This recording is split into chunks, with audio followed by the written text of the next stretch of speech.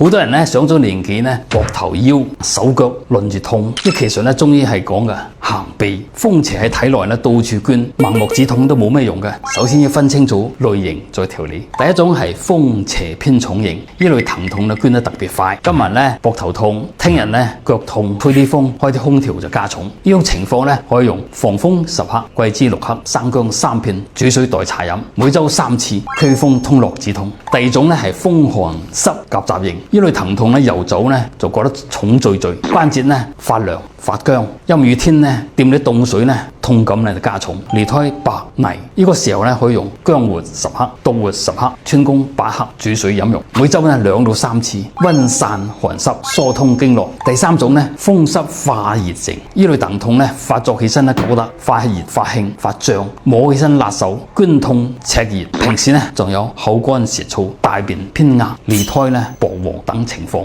可以攞葛根12克、赤芍10克、牛膝6克煮水飲，每周2次就可以啦。但係注意咧，唔好飲太耐。